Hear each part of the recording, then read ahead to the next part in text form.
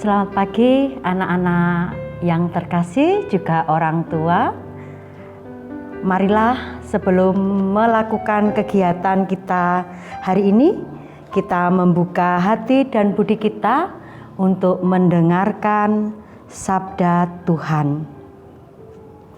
Dalam nama Bapa dan Putra dan Roh Kudus.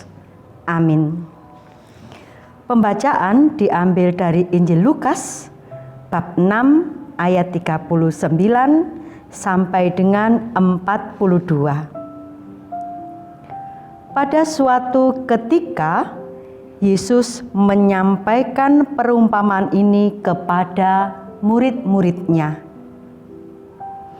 Mungkinkah seorang buta membimbing orang buta? Bukankah keduanya akan jatuh ke dalam lubang? Seorang murid tidak melebihi gurunya, tetapi orang yang sudah tamat pelajarannya akan menjadi sama dengan gurunya. Mengapa engkau melihat selumbar dalam mata saudaramu, sedangkan balok dalam matamu sendiri tidak kau ketahui? Bagaimana mungkin engkau berkata kepada saudaramu, "Saudara, biarlah aku mengeluarkan selumbar dalam matamu," padahal balok dalam matamu tidak kau lihat? Hai orang munafik, keluarkanlah dahulu balok dari matamu, maka engkau akan melihat dengan jelas untuk mengeluarkan selumbar itu dari mata saudaramu. Demikianlah Injil Tuhan. Terpujilah Kristus. Anak-anakku yang terkasih, anugerah Allah bagi kita masing-masing itu sungguh luar biasa. Antara lain tubuh kita. Salah satu bagian dari tubuh kita yang sangat penting adalah mata. Melalui mata kita dapat melihat, juga dapat dilihat.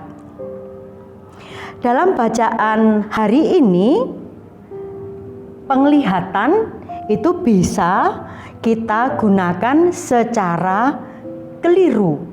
Bisa kita gunakan secara keliru.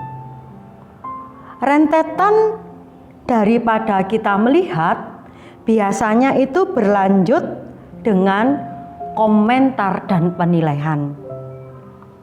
Penilaian itu bisa baik, tapi acapkali juga bisa penilaian yang jelek, yang negatif.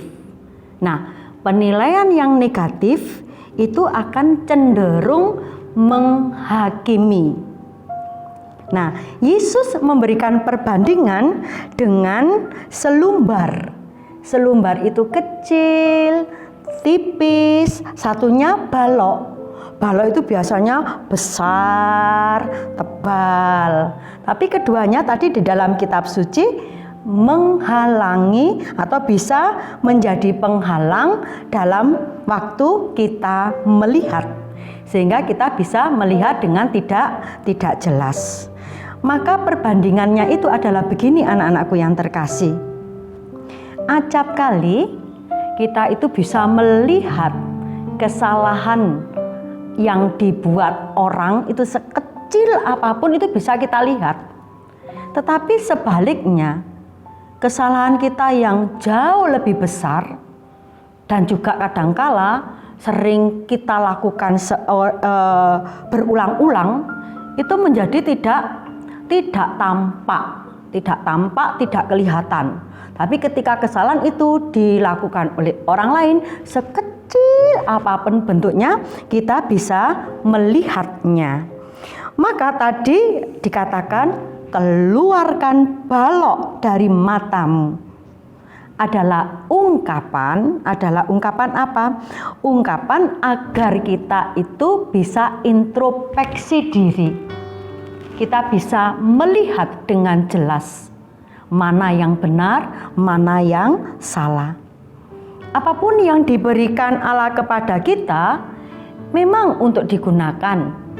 Namun dalam kebersamaan dengan orang lain, kita perlu bersikap baik dan bijaksana. Artinya, kita harusnya menggunakan anugerah Tuhan tersebut untuk hal-hal yang baik. Baik bagi diri kita sendiri maupun baik bagi orang lain. Bukan hal yang buruk atau yang jahat sehingga menimbulkan permasalahan, sehingga menimbulkan kebencian, sehingga menimbulkan permusuhan. Mulut kita ini kalau hal itu yang baik, ya kita gunakan untuk memuji, kita gunakan untuk bernyanyi dengan merdu, kita pergunakan untuk menyampaikan hal-hal yang benar, bukan untuk berbohong misalnya, bukan untuk mengejek, bukan untuk mencaci, bukan untuk miso-miso dan lain-lainnya. Misalnya lagi telinga kita kalau gunakan dengan baik bagaimana? Ya mendengarkan hal-hal yang baik. Kalau kita mendengar hal-hal yang tidak baik bagaimana? Ya jangan diteruskan. Kalau hal-hal yang buruk itu kita sampaikan kepada orang lain, bisa saja ada kekeliruan penyampaian. Sehingga apa? Muncul kembali lagi apa? Muncul pertengkaran. Nah misalnya tangan ini. Nah tanganmu itu untuk apa fungsinya? Ya untuk bekerja, untuk menolong, untuk menyelamatkan. Bukan untuk apa? Bukan untuk memukul, bukan untuk mencuri, dan hal-hal jahat yang lainnya. Maka hari ini Yesus berkata, keluarkan balok dari mata kita. Itu adalah ungkapan apa anak-anakku yang terkasih? Ungkapan bahwa kita ini harus senantiasa belajar, berpikir dan bertindak bijaksana. Yesus tidak menginginkan murid-muridnya jatuh kepada kemunafikan. Kemunafikan itu apa? Antara kata, hati, dan pikir tidak sama. Nah, Yesus tidak menghendaki itu. Yesus menghendaki agar kita selalu introspeksi diri, melihat dulu, sehingga kita terhindar dari kesalahan-kesalahan yang fatal. Marilah kita jadikan kehadiran kita dengan segala keunikan yang kita miliki itu menjadi perantara berkat dan bahkan menjadi berkat bagi sesama kita. Tuhan memberkati. Marilah anak-anakku sekarang kita berdoa. Allah Bapa yang penuh kasih, kami ingin menjadi perpanjangan kasih-Mu, menyalurkan berkat-Mu bagi sesama kami melalui kehadiran kami. Tuntunlah kami dengan kasih-Mu agar kami belajar menerima sesama kami apa adanya dan bergembira bersama mereka dengan segenap hati. Dengan pengantaraan Yesus Kristus, Tuhan dan Juru Selamat kami. Amin.